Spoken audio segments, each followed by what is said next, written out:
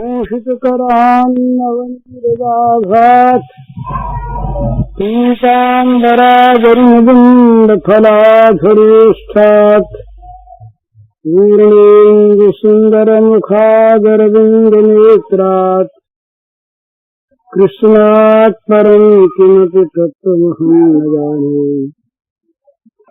ध्यानाभ्यासवशीकृतेन मनसा तन्निर्गुणं निष्क्रियं ज्योतिः किञ्चन योगिनो यदि परं पश्यन्ति ते अस्माकं तु तदेव लोचनचमत्काराय भूयाच्चिरम् कालिन्दी पुलिनेषु यत्किमपि तन् नीलं महोधावति श्रीहरिः।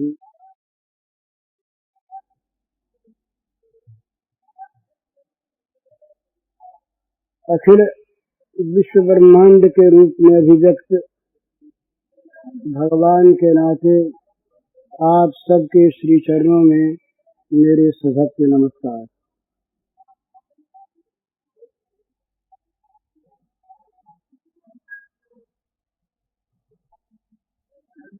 भगवान के दर्शन का विषय कल कुछ चला, उसी विषय की थोड़ी सी बातें और करके फिर अन्य प्रश्न का उत्तर देने का विचार है।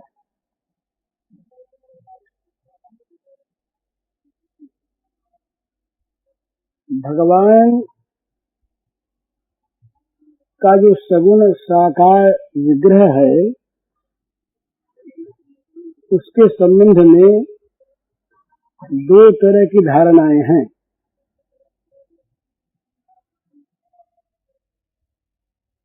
एक धारणा है ऐसी कि जिसमें भगवान के साकार विग्रह को भी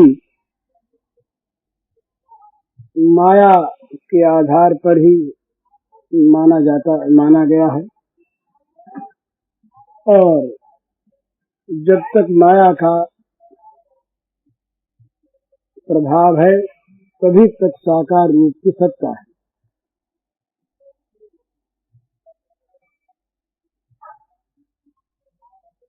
वास्तव में उसका कोई अलग अस्तित्व नहीं। दूसरी धारणा यह है कि भगवान है वही सच्चिदानंद घन, एक सत्ता, एक रस, नित्य सत्य सनातन वही है, पर उनका जो श्री विग्रह है वो श्री विग्रह मायिक नहीं है। स्वेच्छा में स्मृति भूतमयस्य कोटि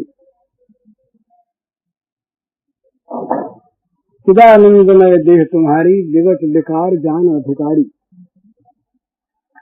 भगवान का वो जो श्री विग्रह है वो सच्चिदानंदमय है, वो उत्पत्ति और विनाश से रहित है, हानोपादान रहित है। वो किसी प्रारब्ध कर्मवश उसका निर्माण नहीं हुआ है, उसका पांच भौतिक तत्वों से कोई संबंध नहीं है।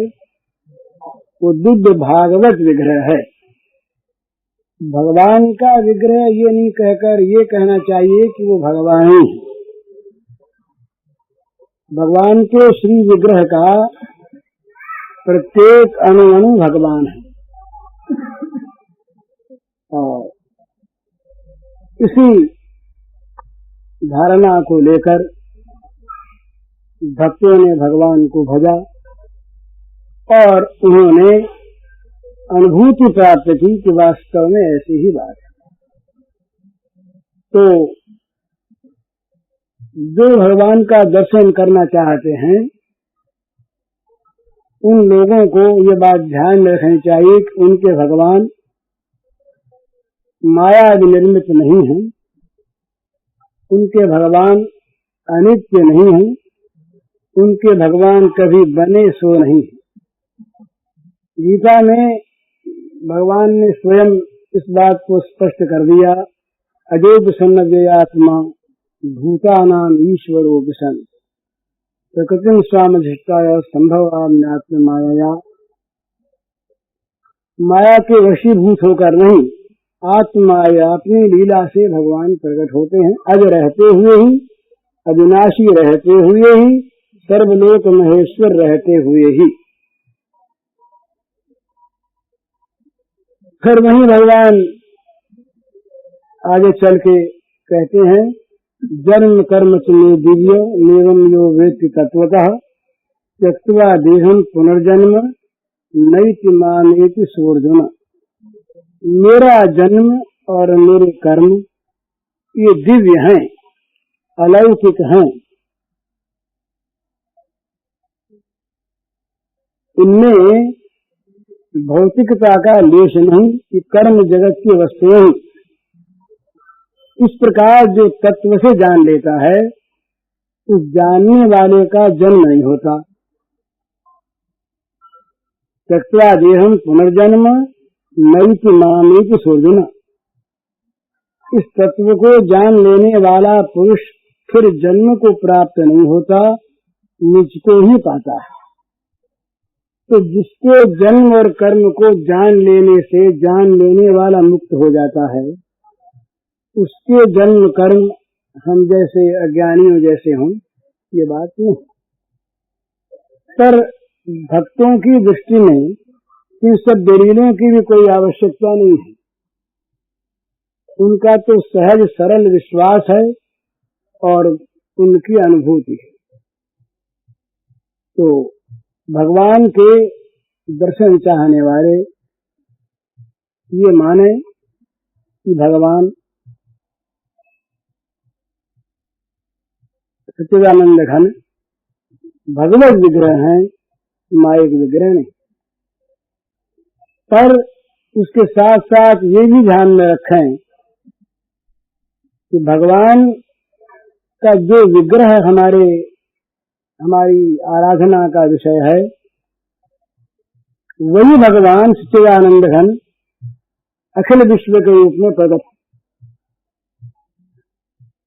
वो एक भगवान के विग्रह की तो पूजा करे और सब में व्याप्त भगवान का जो तिरस्कार करे, उसकी पूजा से भगवान प्रसन्न नहीं होते। ये भगवान कपिल देव के वाक्य हैं श्रीमद् भागवत में।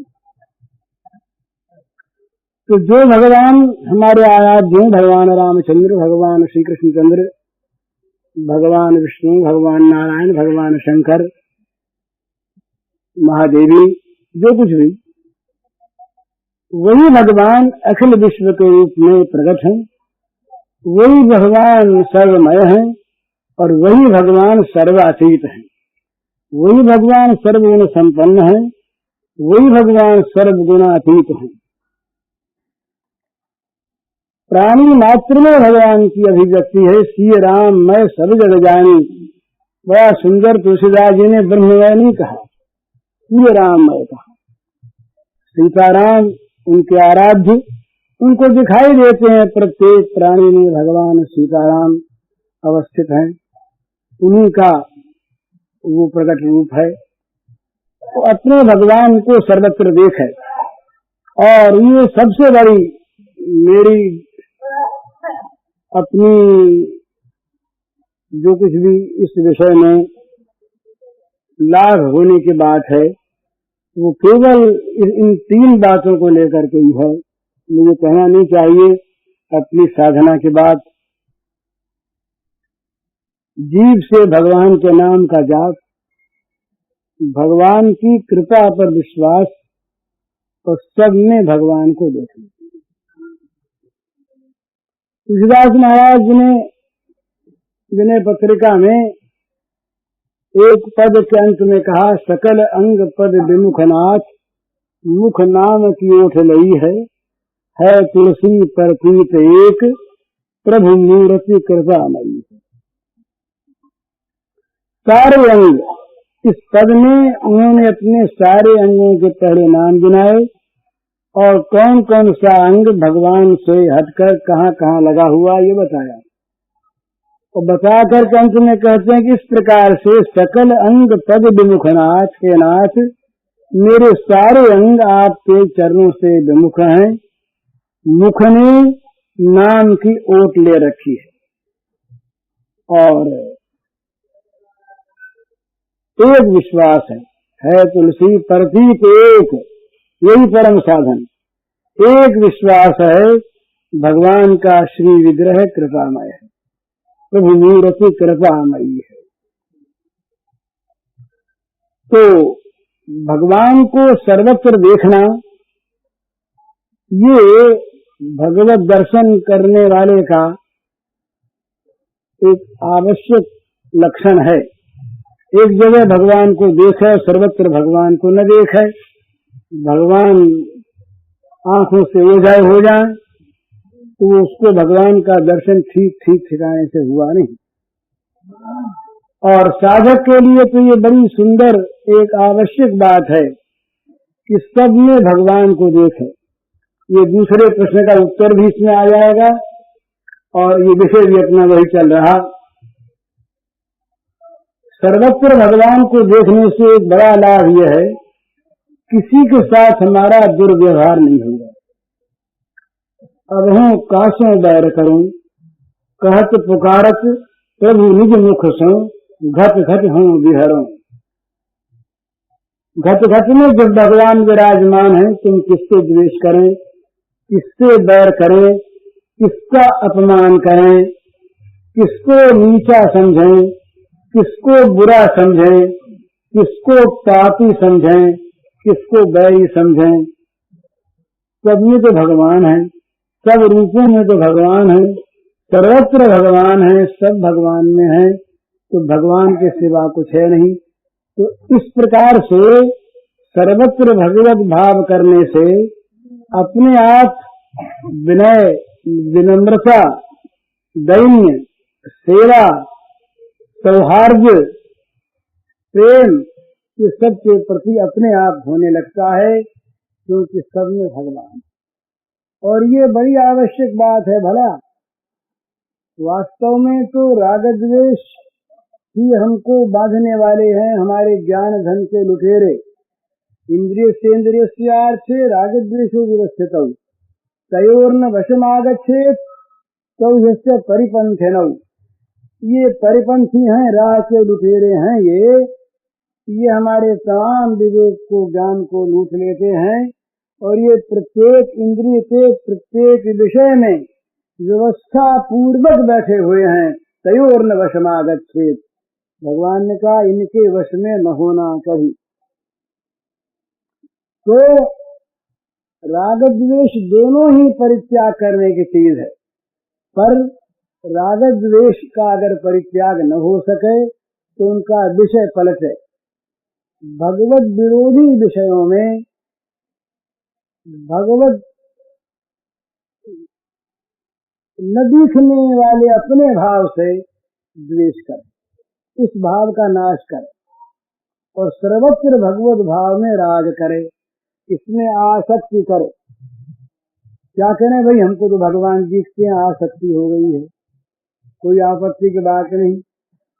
तो भगवान सर्वत्र जब दिखने लगते हैं तब तो वास्तव में व्यवहार इसका स्वाभाविक दूसरा हो जाता है। पर साधक को इस प्रकार की मन में एक निश्चित धारणा करके कि सब रूपों में भगवान है, सबके साथ सब व्यवहार करना चाहिए, सबके साथ स्नेह का, यद्यपि स्नेह बंधन है परंतु सात्विकता के साथ यदि स्नेह का संबंध जोड़ा जाए तो वो बंधन मुक्ति का कारण होता है। जितने भी सात्विक साधन हैं ये बंधन मुक्ति के कारण बनते हैं। पहले सात्विक ज्ञान होता है, तब तत्व ज्ञान होता है। तो इस प्रकार से सबके साथ सद व्यवहार करे, सबका सम्मान करे। ये व्यवहार की बात पूछी थी। 4 बातें व्यवहार में बड़ी आवश्यक है सबके लिए, करके कोई देख ले। सम्मान, सत्य, प्रेम और हित।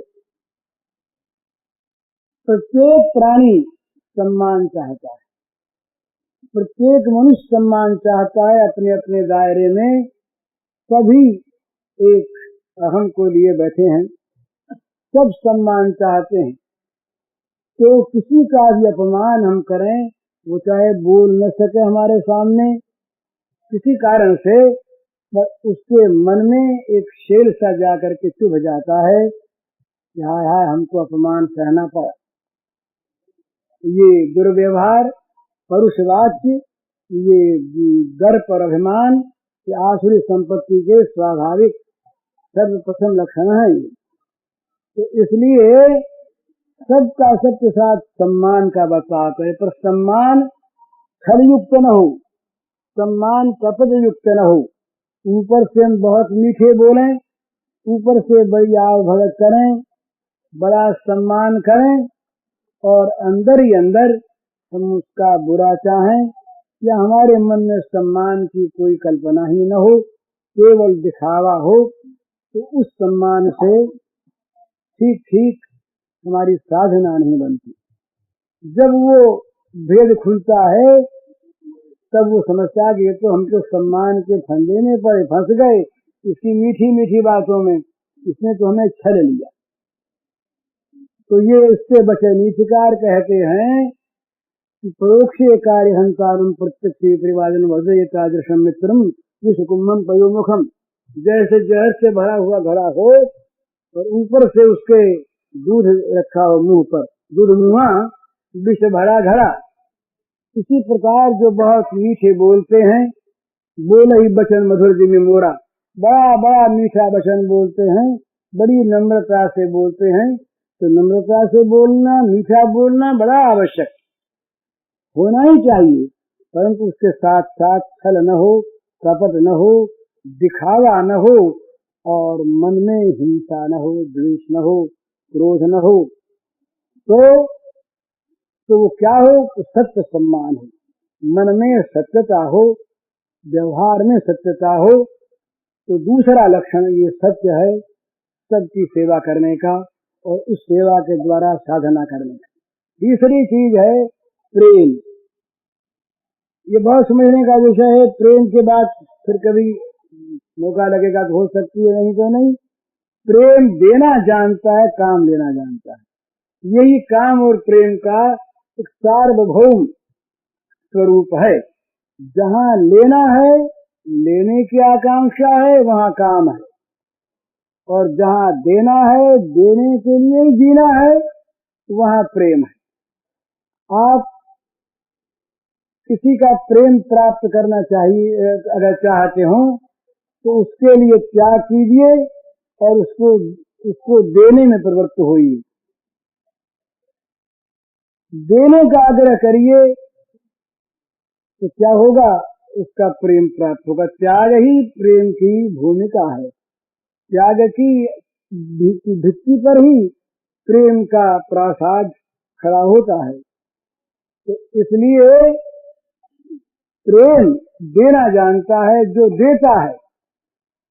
श्री गोपांगनाएं सबसे ऊंची प्रेम की प्रतिमाएं क्यों मानी गई? वो देना जानती, लेना नहीं जानती। देना जानती, लेना नहीं जानती, और देने को लेना मानती। अपने में देने योग्य वस्तु को नहीं मानती, और बिना दिए ही वो वस्तु मुझे दिया ऐसा मान रहे हैं श्री कृष्ण।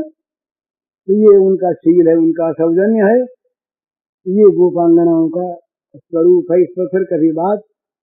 तो दूसरी चीज है, ये तीसरी चीज है प्रेम, और चौथी चीज है हित। आप चुपचाप हित करते रहिए, किसी का हित करते रहिए, उसे बताइए मत। भगवान आपका बदले में हित करेंगे, और जब उसको पता लगेगा तो वो तो आपका सेवक बन जाएगा। तो इस प्रकार से सब में भगवान समझकर सम्मान, सत्य, प्रेम और हित की भावना से सबके साथ व्यवहार करना चाहिए। जहाँ ये होगा, जहाँ देना होगा, आज लड़ाई क्या है? आज के जगत में जो आज का विश्व हमारे सामने है, आप लोगों में बहुत से महात्मा होंगे जो अखबार नहीं पढ़ते होंगे, आज की दुनिया से अपरिचित होंगे, पर मेरे सही आदमी अखबार नवीज बहुत पढ़ता हूँ, देखता हूँ जगत में क्या हो रहा है मुझे पता है। तो आज जगत में जो हो रहा है इसमें दो चीज की प्रधानता है, अधिकार और अर्थ। ये दोनों ही त्याग के विरोधी हैं। अधिकार चाहिए, जरा जरा सी बात पर किसी के अगर मन की न हो तो मेरा अधिकार छिन गया, वो दुखी हो जाता है, और यदि बस चलता है तो क्रोध में आकर के उसका बुरा करने लगता है। ये अधिकार लिप्सा आज हमारा राजनीतिक जगत इस अधिकार लिप्सा से सर्वथा ये प्रभावित है। अधिकार लिप्सा, सारे जगत में अधिकार लिप्सा। दूसरी चीज अर्थ, क्या कहा, आज हम हरेक चीज को अर्थ के दृष्टिकोण पर सोचते हैं, हमें क्या मिलेगा। प्रत्येक वस्तु में, प्रत्येक कार्य में हमारा ये आज गाय की रक्षा क्यों नहीं होती, बोले इससे अर्थ नहीं मिलता। ये इकोनॉमी की दृष्टि से और गाय की रक्षा आवश्यक नहीं, क्यों नहीं। कि कसाई खाने क्यों खोले जा रहे हैं, हमारी सरकार कसाई खाने खोलने जा रही। हजारों लाखों पशुओं का उसमें वध होगा इन कसाई खानों में, क्यों होगा, अर्थ की प्राप्ति के लिए। तो आर्थिक दृष्टिकोण और अधिकार का दृष्टिकोण, ये दोनों ही त्याग के विरोधी है, अथच ये अतएव ये प्रेम के विरोधी। आप अपने अधिकार का त्याग कीजिए और दूसरे के अधिकार की रक्षा कीजिए, आपका अधिकार भी रहेगा। भरत और राम लड़े नहीं, क्यों, और आज भरत और राम के नाम को लेकर उनके चरित्र को पढ़कर, अयोध्या कांड का भरत चरित्र पढ़ के मनुष्य पवित्र होता है। आज लाखों लाखों वर्ष बीत गए, पर आज भरत और राम के नाम पर हम प्रेम की एक ऐसी झांकी देखते हैं जो सुदुर्लभ है, जो परम पावन है। तो वहाँ क्या था, भरत कहते हैं राज्य पर मेरा अधिकार नहीं, राम कहते हैं पिता ने भरत को दे दिया 14 साल के लिए मेरा अधिकार। दोनों अधिकार पर ठोकर मारते हैं, दोनों का अधिकार रहता है। 14 साल तक भरत ने चाहे भगवान के पादुका को वो राजगद्दी पर बैठाया, पर शासन तो किया नहीं, अधिकार रहा। और राम की पादुका जाकर के वहां बैठ गई, अधिकार राम का ही रहा। राम का अधिकार नहीं गया, भरत का अधिकार नहीं गया, और प्रेम की वो एक धारा वही जो अनंत काल तक बहती हुई जगत को पवित्र करती रहेगी। ये था अधिकार का त्याग। तो अधिकार के त्याग से अधिकार जाता नहीं, अधिकार लिप्सा से अधिकार जाता है, अधिकार के अनुचित मांग से अधिकार जाता है, और अधिकार के नाम पर झगड़े होते। यही बात अर्थ के संबंध में है। तो दूसरे को अर्थ प्राप्त होता हो उस काम में सहायता करें, दूसरे का अर्थ हमारे पास आ जाए, इस प्रकार की कभी मन में कल्पना न करे, कामना न करे, उसे पाप समझे। आज का जगत ये सच्ची बात कहने की है, हम सभी हम ही हैं। जो कुछ हो रहा है उससे मैं अलग नहीं, हम सभी को, कोई आकाश से कोई दूसरे नहीं उतरे, कोई नरक से पापी नहीं आए, हम ही सब जो कुछ हैं तो हैं। अर्थ के लिए आज क्या नहीं होता, अर्थ के लिए आज खाने की वस्तुओं में मिलावट होती है, दवाइयों में मिलावट होती है। कोई ऐसी वस्तु आजकल नहीं व्यवहार की जिसमें मिलावट करने से आदमी चूकता हो, चूकना चाहता हो, चाहे स्वास्थ्य बिगड़े, चाहे लोग मरे, चाहे कुछ भी हो जाए। ये क्यों, अर्थलिप्सा। अर्थ के कारण से आज जगह जगह पर नए नए विग्रह हो रहे हैं, कलह हो रही है। क्यों हो रहे हैं, अर्थ के लिए। तो जहाँ स्वार्थ संकुचित होता है ना, तो समझने का विषय है, स्वार्थ जितना विस्तृत होता है उतना पवित्र होता है। जितना स्व विस्तार को प्राप्त है, वसुधैव कुटुम्बकम, सारा जगत मेरा कुटुंब है, सारे जगत के प्राणी मेरी आत्मा है, मैं वो हूँ। सर्वभूत समात्मानम सर्वभूतानि चात्मनि, सारे प्राणियों में भगवान हैं और भगवान में सारे प्राणी हैं। इस प्रकार की भावना किसी जमाने में थी, हमारे शास्त्रों में है, आज हमारे जीवन में नहीं रही। केवल हम वाचालता से बोलते हैं, है नहीं हमारे जीवन में। तो आज तो हमारा अहम इतना छोटा होते होते वो स्व हमारा इतना छोटा हो गया कि हमारा स्वार्थ गंदा हो गया। जरा से गड्ढे में पानी की कोई कचरा करके रखिए, उसमें कीड़े पड़ जाएंगे, गंदा हो जाएगा, सड़ जाएगा, और उसी को बहा दीजिए, उसी पानी को बहते बहते निर्मल हो जाएगा। स्वाभाविक बात है। तो हमारा स्वार्थ बहुत छोटे से दायरे में आ गया, इसीलिए हम आज अर्थ और अधिकार के गुलाम हो गए। साधक के लिए ये शत्रु हैं दोनों, अर्थ और अधिकार ये साधक के लिए शत्रु हैं। जो कोई भी साधना करने वाले हों, साधना करना चाहते हों, उन्हें सावधानी से इस बात को सुन लेना चाहिए, ध्यान में रखना चाहिए कि वे जब तक अधिकार की लिप्सा रखेंगे, जब तक अर्थ पिशाच बने रहेंगे, तब तक भगवान नहीं मिलने से। तो ये बहुत समझने की बात है। हम चाहते हैं कि दूसरा हमारा अधिकार माने, दूसरे हमारी बात माने, दूसरे हमारे रुचि के अनुसार चलें। हम चलते हैं क्या? हम जब स्वयं अपने को दूसरे का अनुकूल नहीं बना सकते, दूसरे के विचारों में अपना विचार नहीं मिला सकते, दूसरे की बातों के अनुसार अपनी बात नहीं रख सकते, तो हम क्यों आशा करें? क्यों हमें आशा करनी चाहिए? क्यों हमें इस प्रकार का मनोरथ करना चाहिए कि दूसरे सब हमारी बात मान लें, हमारा अनुगमन करें, हमारी रुचि को अपनी रुचि बना लें, और हमारी चीज को ही, हमारी बात को ही वो सर्वोपरि मान करके चुपचाप मानते रहें। हम मानते हैं क्या? और खास करके साधक के लिए तो ये बहुत बुरी बात। जब तक साधक दूसरे को अपनी बात मनवाना चाहता है, तब तक उसकी साधना में बड़े बड़े विघ्न आएंगे, आते रहेंगे। जब तक साधक अपनी रुचि पर संसार को चलाना चाहता है अभिमान पूर्वक, तब तक उसकी साधना सफल नहीं होती।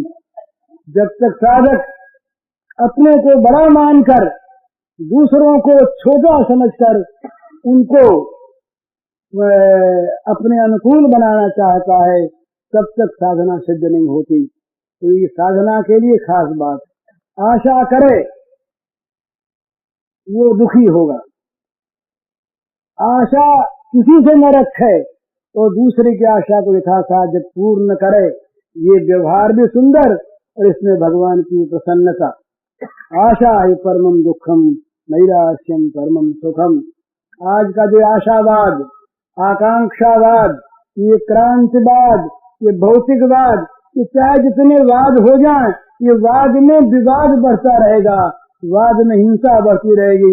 इन वादों से कभी शांति जगत में हुई नहीं, होगी नहीं, हो सकते नहीं। होगी कभी शांति तो आत्मवाद से होगी या ईश्वरवाद से होगी। ये बात निश्चय कर लेने की है।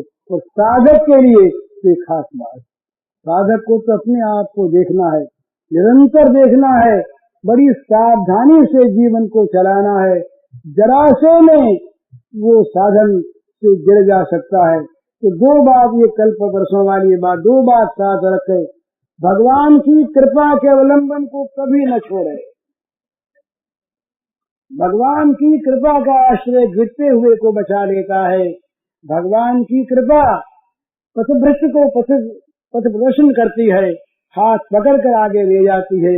भगवान की कृपा में जो शक्ति है वो अतुलनीय है। भगवान की कृपा कृपामयी है। तो कृपा का तो आश्रय रखे और अपनी जान में जरा सा भी अनुचित कार्य, अवैध कार्य न करे। तो ये अभिमान से भरा बर्ताव, अधिकार लिप्सा, दूसरों से आशा, दूसरों को अपनी बात मनवाने की आकांक्षा, दूसरों को अपना अनुगमन करने वाले बनाना, नेता बन के सबको पीछे लगाने की चेष्टा करना, ये सब के सब आसुरी संपत्ति के लक्षण हैं। ये बात आप 16वें अध्याय में पढ़ के देख लीजिए। इनसे साधना नहीं है। तो साधक के लिए प्रधान वस्तु है अपने आप को सर्वथा विनम्र बनाकर, सर्वथा दीन बनाकर, भगवान की कृपा के आश्रय से, भगवान के बल से जगत के प्रपंचों का उनका निराश करे, उनका हनन करे, जगत के प्रपंचों में फंसे नहीं। अंगुली टिकी की बस पहुंचा पकड़ा। ध्यान रखिए, ये जितने विषय हैं ये पहले आते हैं मन में तरंग की तरह, और अगर इनको रख लिया तो समुद्र बन जाते हैं और फिर हमें उसमें डूबना पड़ता है। तो चौकन्ना रहे, सावधान रहे, निरंतर भगवान की कृपा का आश्रय, सावधान। सावधानी में प्रधान वस्तु है नाम का पहरा रखे, भगवान के नाम का पहरा। नाम पहाड़ू दिवस निशि, भगवान के नाम का पहरा दिन रात लगता रहे। जीभ तो खाली रहती है बहुत दफे, और नहीं तो व्यर्थ बकती है। व्यर्थ का बकना छोड़ दे, और जब जब खाली हो तब भगवान के नाम का जीव रटन करती रहे। ये बड़ा मंगलमय है, बहुत लाभ इससे होगा। व्यर्थ बोलने की इच्छा छूट जाएगी। नाम धन है ना, इसमें जब धन बुद्धि हुई जरा सा छूटा तो मन में हुआ ये तो घाटा पड़ गया ना, तो नुकसान हो गया। व्यर्थ की बात कही, ये तो बड़ी घाटे की बात हो गई, तो घाटा न पड़ने दे कभी। तो इस प्रकार से संसार में अपने को बड़ा बनाकर, अपने को एक बहुत आवश्यक अंग मानकर, अभिमान करके अपने को बांधे नहीं, फंसावे नहीं। फंसता है भला जो यहाँ पर बड़ा बनना चाहता है संसार में, संसार की वस्तुओं से वो बंध जाता है, और ऐसी फांसी रखती है उसके कि वो हजारों हजारों जन्मों तक उसका बंधन नहीं टूटता। तो यहाँ से बंधन छोड़ना हो तो भगवान से बंधन जोड़ लो। भगवान के चरणों में अपने को बांधते, और बांधने का तरीका क्या? सब कर ममता साग बठोरी, मम पद मन ही बांधो बड़ डोरी, तुलसी ममता राम सो समता सब संसार। भगवान में ममता करे, जगत में ममता छोड़ दे। भगवान के श्री चरण ही मेरे, और कुछ मेरा नहीं। इस प्रकार से भगवान को अपना बनावे, जगत को अपना न बनावे। जगत के भोगों से सच्ची बात है मैं स्वयं फंसा हुआ क्या बताऊं आपसे, पर वास्तव में ये डरने की चीज है। ये आपात रमणीय, देखने में सुंदर लगते हैं, देख और चखने में पहले पहले मीठे लगते हैं, पर ये विष भरा मिष्टान्न है, इसके अंदर जहर भरा है। ये तदग्रे मुठोबमम परिणामे विषमेव, ये पहले पहले अमृत के समान मीठे मालूम होते हैं, परंतु इसका परिणाम विषम है, जहर वाला परिणाम है। इसलिए इनसे बचा रहे। तो संज्ञानाम संगम त्यक्त्वा दूरतात्मवान, विषयी लोगों का तो संग क्या, उनके संगियों के संग को दूर से त्यागने की चेष्टा करे। ये सारी बातें करने की है भला, न कहने की है न सोचने की है, ये करने की है। साधक को करने की, कल मृत्यु हो जाए क्या पता लगेगा। अभी मैं बोल रहा हूँ, क्षण भर के बाद हाथ फेल हो जाए, यहीं गिर जाएंगे भाई जी, तो क्या होगा बताइए। इसलिए जितना अवसर हाथ में है, जो कुछ भी क्षण बाकी है हमारे जीवन में, जितने श्वास शेष हैं, उनको केवल और केवल भगवान में लगा दे। और भगवान में लगाने का तरीका यही है कि जगत से अपने आप को हटावे। हटाने का सीधा सीधा मार्ग है भगवान में लगावे। पहले अभ्यास, पीछे वैराग्य। भगवान में लगावे तो जगत अपने आप हटेगा। किसी पानी से भरे हुए घड़े को अगर खाली करना और वो घड़ा कहीं पर ऐसा बांधा हुआ हो, रोका हुआ कि निकले नहीं, तो इस पानी को निकाले कैसे? तो बोले उसमें शीशा भरना शुरू कर दो। जितना शीशा भरेगा, शीशा ठोस तो पानी द्रव, जितना पानी शीशा भरेगा उतना पानी अपने आप बाहर निकलेगा। शीशा भरता भरते चले जाओ, पानी निकलता चले जाएगा। तो जीवन में भगवान को भरते जाओ, जगत निकलता जाएगा। जगत पोल है, भगवान ठोस है, कूटस्थ है। भगवान ठोस है और जगत पोल है, तो पोल ही पोल है, सारा पोल खाता है। ये असत की सत्ता, भगवान की सत्ता जो सब सत्तावान है, परम जगत को जहाँ अलग मान करके उसको सत्ता वाली वस्तु मानते हैं, वो असत को सत्ता देते हैं जो है नहीं। नासत विद्यते भावो ना भाव विद्यते सतः। जो असत है वो कभी है नहीं, तो असत की सत्ता क्या देगी हमें? जो है ही नहीं वो क्या देगा? तो जगत से अपने आप को हटाने का तरीका क्या है? भगवान में अधिक से अधिक लगावे, अपने मन को, अपनी बुद्धि को, अपने इंद्रियों को, अपने कार्यों को अधिक से अधिक भगवान के साथ जोड़ दे, जिससे जगत से अपने आप टूट जाए। तोड़ने क्यों टूटेगा? बोले जगत को छोड़ो तो ज्यादा याद आवेगा। छोड़ो नहीं, भगवान से जोड़ो, भगवान से मन को जोड़ो, भगवान से बुद्धि को जोड़ो। प्रत्येक क्रिया में भगवान का संबंध जोड़ लो, बस जगत अपने आप हटेगा। उस प्रकार इसमें अंधकार नहीं रहता ना भला, ये नियम है। प्रकाश जहाँ आया वहाँ अंधकार मर जाता है। अंधकार को ये कहने की गुंजाइश नहीं रहती। बोले मैं अमावस का अंधेरा और रात भर रहा, तो रात भर जब मेरा कब्जा रहा तो कुछ देर तक तो मैं और रहूंगा, ये नहीं कह सकता। हजारों युगों का अंधकार कहीं पर हो, चाहे प्रकाश आते ही अंधकार की मृत्यु हो जाती है, अंधकार मर जाता है। इसी प्रकार भगवान हृदय में अगर ठीक ठिकाने से आ जाए तो वो दिखने लगे। जो जगत सारा का सारा वो तो एक माया का खेल है ना, जो ऊपर की चीज है, ये तो बिना बने दिखती है भगवान की लीला से। तो ये बस इसमें विलीन हो जाएगी और भगवान रह जाएंगे। तो अधिक से अधिक भगवान में जोड़े।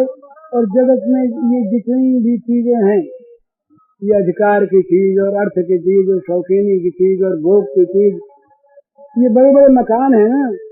ये गीता भवन का मकान भी, ये सचमुच सत्संग में बाधक है, साधक नहीं है।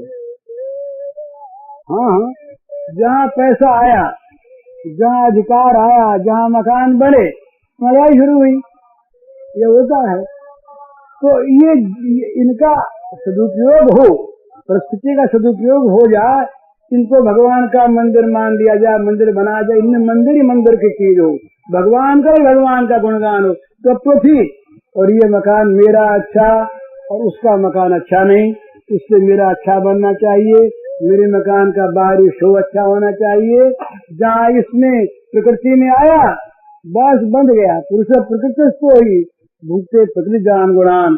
चाहे उसका नाम हम आश्रम रखें, चाहे उसका नाम हम मंदिर रखें, चाहे उसका नाम हम महल रखें, अगर वो हमें बांधने वाली चीज है तो वो हमारे लिए बाधक ही है। इसलिए जहाँ तक बने साधक तो ये आवश्यक है कि वो प्रपंच से अपने को जितना बने उतना अलग रखने की चेष्टा करे, और प्रपंच में रह करके भी प्रपंच में जो कुछ काम करे, अगर करना पड़े तो उसको भगवान की सेवा का रूप दे, अपना बल अपना पुरुषार्थ न माने। भगवान जैसी जो कुछ लीला करवाते हैं अपने को एक्टर माने, नाटक का स्टेज पर एक्टिंग करता है, जिसका जो दुनिया का काम वो खेल खेलता है, अपना संबंध न माने, उसको खेल मानने तो बन जाएगा। जरा सा संबंध माना तो संसार में काम कैसे करे? तदर्थम कर्म कौन्तेय मुक्त संग समाचर। काम करे भली भांति, कहीं खेल बिगाड़े नहीं, पर कहीं काम में और काम के फल में आसक्ति हो नहीं तो क्यों करे? ये भगवान की सेवा के लिए करे बस। तो प्रपंच में अगर रहना पड़े तो उसको भगवान की सेवा का रूप दे दे, और नहीं तो प्रपंच से अलग रहकर दिन रात भगवान के भजन में अपने को लीन कर दे। ये भगवान का भजन ही जीवन का एकमात्र परम कर्तव्य ये उपदेश देना बोलना ये महात्माओं का आचार्यों का तो काम है, पर हम जैसे लोगों का काम नहीं है। तो व्यवसाय बन गया, ये बुरी चीज। फिर वासना जाग उठती है, हम बोलें तो फिर मन में आता है। मैं अपनी बात कहता हूँ, मैं जब बोलता नहीं था बड़ा अच्छा था, लोगों की सुनता था तो बड़े चाव से सुनता था तो उनकी बातों को मानता था। फिर लोगों ने कहा कि भाई कुछ बोला करो, इसमें तुम्हारी अच्छी बातें मन में आएगी, तुम्हारा भी लाभ होगा, जगत का भी लाभ होगा। तो बोलने लगा, बोलते बोलते फिर ये मन में आया कि हमारा बोलना लोगों को कैसा लगा। अब लोग आ गए सामने, हमारा बोलना अच्छा लगा कि नहीं। अरे हमारे व्याख्यान से परिपुष्टि हुई। जैसे कीर्तन करने वाले पूछते हैं पीछे बच्चों की कीर्तन कैसा लगा, प्रेम आया कि नहीं। अरे इन लोगों को आया क्या ना आया, तुमको आया कि नहीं, देखना चाहिए। बोले हम ध्यान कर रहे थे, लोग सो रहे थे, तो लोगों का सोना देख रहे थे कि ध्यान कर रहे थे। तो ये सब मूर्ख की बातें हैं, मनुष्य में आती है। तो ये बोलना भी अगर बोलने के लिए हो, भगवान का गुणगान करे, ये साधना है, ठीक, ये बड़ा अच्छा भगवान की सेवा है। पर यदि बोलने के लिए बोले, जैसे मेरे जैसा आदमी बोलता है, तो वो जो बोलना है वो बोलना भी साधन में विघ्न है। ज्यादा न बोले, और जहाँ विवाद का मौका वहां तो पहले ही हार जाए। वादो ना बोले, बाबुल अवकाशात सूत्र नारद जी के, साधक विवाद न करे, तर्क न करे। बोले तुम नहीं जानते, बोले बिल्कुल नहीं जानते, तुम मूर्ख मूर्ख तो है। छुट्टी हुई, अरे मूर्ख माने हमारा बिगड़ क्या गया, गाड़ी देने से नहीं लगती, लेने से लगती है।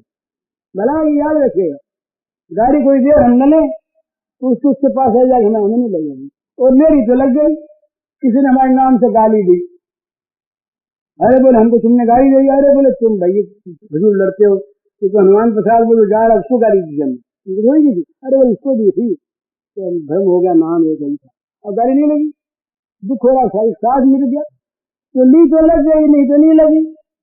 तो इसलिए लोग मूर्ख बताओ, साधक जो है ये मूर्ख कहलाने में उसको आपत्ति नहीं है, और बुद्धिमान कहीं ज्यादा कहला दे तो फंस जाएगा। साधक के लिए ख्याति की आवश्यकता नहीं है, साधक को प्रशंसा की आवश्यकता नहीं है, साधक को नाम की आवश्यकता नहीं है। साधक को तो आवश्यकता है अपने भगवान के भजन की। उसमें अगर कमी हो तो बड़ी बुरी बात, सबसे बड़ा घाटा वो है। तो इस प्रकार से भजन को जीवन का खास लक्ष्य बनावे, भजन के लिए जिए, तो आपका साधक जीवन है और आपका जीवन सफल होगा। सफल ही नहीं होगा बिना उपदेश के। आपके संग में रहने वाले, आपके संपर्क में आने वाले लोगों को भी लाभ पहुंचेगा, और उनको भी, उनमें भी, ये सबको नहीं तो जैसा जिसका अधिकार और जैसे जिसके कर्म उसके अनुसार वे भी जीवन के सफलता के मार्ग पर आगे जाएंगे। अपना भला जगत का भला, भला करने की दुकान नहीं खोलनी, अपने आप को भला बनना तो भला अपने आप हो जाएगा। दुकान खोल के बढ़ गया, अपने भला नहीं बना तो दुकान ही दुकान है, उसमें कुछ है नहीं। दुकान न खोले, अपने आप को भला बनावे, वो बस अपने आप सब भले बनेंगे। ये साधकों के लिए कुछ बातें लोगों ने पूछी थी, आज थोड़ी सी बातें ये संक्षेप में कही है। ये कहीं तो बस ये इसलिए कि मुझे भी याद आ गई, जैसा मैंने मेरे मित्रों ने पहले कहा कि अच्छी बात याद आ गई, तुम्हारा लाभ होगा। आप लोग सब आशीर्वाद दें कि मैं साधना में लगूं, और आप सबसे प्रार्थना है आप सब लगें, कभी यहाँ आना, बोलना, सुनना सार्थक। ये कोई अच्छा तमाशा है, बुरा तो नहीं है, अच्छा तमाशा है, ये भी हो गया। और क्या पूज्य श्री भाई जी के इस प्रवचन का शीर्षक है सब में अपने भगवान को देखें, और इसका कैसेट संख्या है 190। जय राधे जय राधे राधे, जय राधे जय श्री राधे, जय राधे जय राधे राधे, जय राधे जय श्री राधे, जय कृष्ण जय कृष्ण जय